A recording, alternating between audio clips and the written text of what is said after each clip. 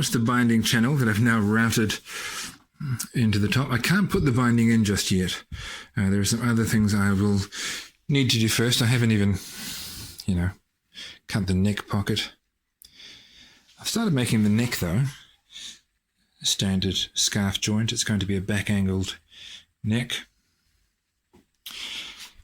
Let's continue this another day. I was asked one time how I cut out the headstock on a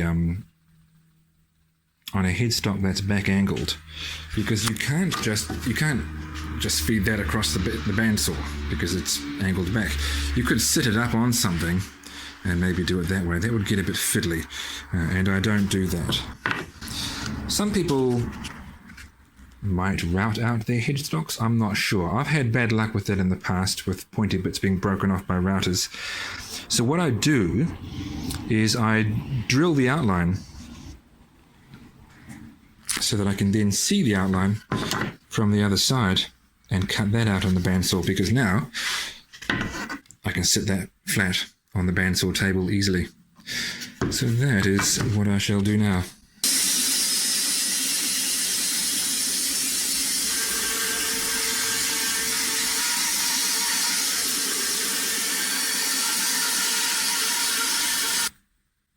And there we are. The rest of that I will possibly wait until I've cut the neck out, after I've got the fretboard on. I will just sand with electric sanders. I'll sand that into shape. But that went okay. I decided to also use this, well, it's called a cove bit. It's actually a very small cove bit. Most are much larger than that, but it's, instead of having a straight rectangular profile to it, as say the router bit for this did, it's got a rounded one, and so you have what may be a slightly nicer looking channel coming out there, and I'll drill the hole into that.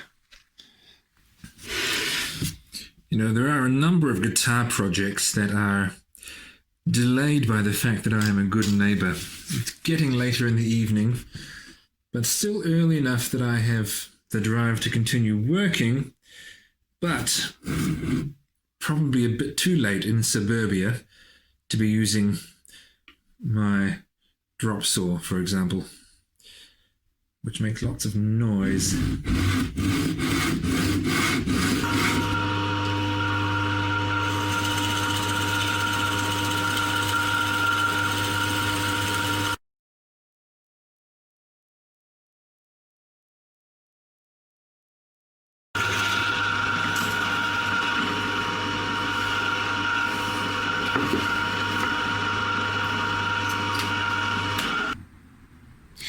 I know that it's a messy working area. I'm going to have a tidy up shortly. And I'm not showing you every step of the process. I used to do that, but not so much anymore. The neck's not glued in. I'm just shaping up the neck pocket. Some strange things about this guitar. Well, not strange in a bad way, but some unusual things about this guitar. The neck sits quite deep into the body. So that you might think, gosh, the string action will be too high.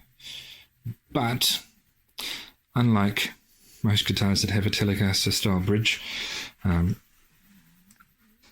also put a back angle of, 2 or 3 degrees into the neck, so that the action's not all that high after all. And what I'm doing now is binding the top. I've put one piece of binding in already. I'm going to go for the long piece now, and there's a fairly tight curve there, so I figured in order to get a piece of binding bent into the shape of that curve, what I would do is wrap it around the sanding spindle, or the sleeve for the spindle sander rather, that made that curve. So I've clamped it on there. I've got it sitting in a relatively warm garage. I'll just leave that overnight. It will at least make it easier to hold it in that position, because it will be inclined to bend. Alright, it's Saturday. I'll continue with the binding tomorrow. So I'm sanding the radius onto the fretboard. I've gotten down to 400 grit. That's a piece of art, that is, that piece of sandpaper. Just look at it. And you can see that it goes from light to dark, only because that's the color scheme on the fretboard itself. It's quite light on that side and much darker on that side. And you'll notice that it's a solid color, even though it's a gradient. There are no breaks from one side to the other, which really shows that you've got good contact. You can see it on the earlier pieces too when I was doing a coarser grit. It shows that you've really got contact all the way across, which indicates that you've fully sanded the radius onto the fretboard. I want to get this one quite fine, so I'll go to, well, I'll have a look at what grits I've got. I may have 600, I may have 800 sitting around, but I'll use one of those.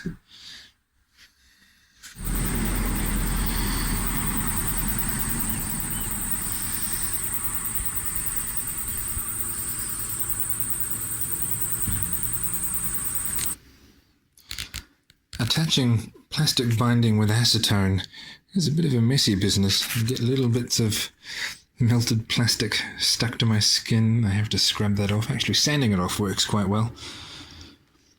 We're getting there. Binding is nice. So, I mentioned earlier that you might have noticed that the neck sits very low in the body, and that would normally mean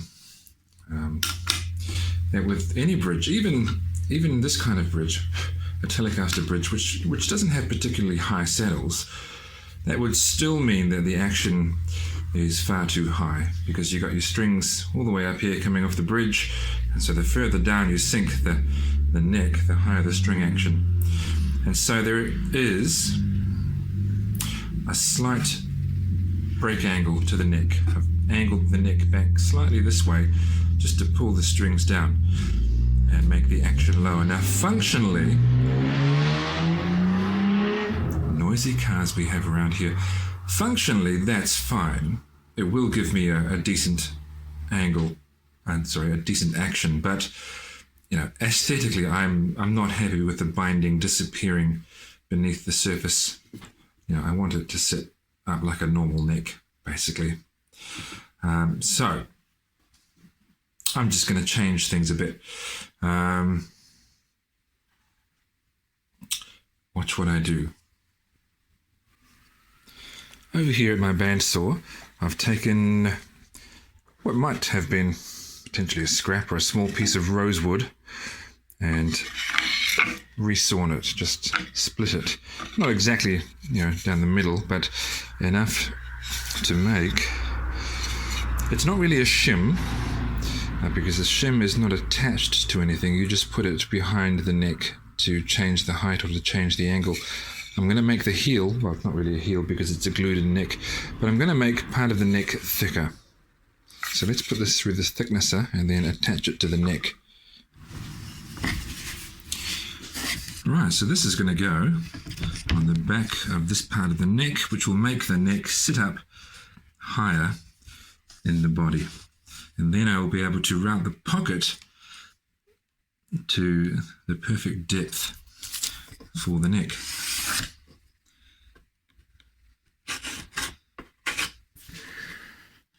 Something I didn't include in this video, but which is nonetheless possibly my favorite part of building a guitar, is the neck carve. Yes.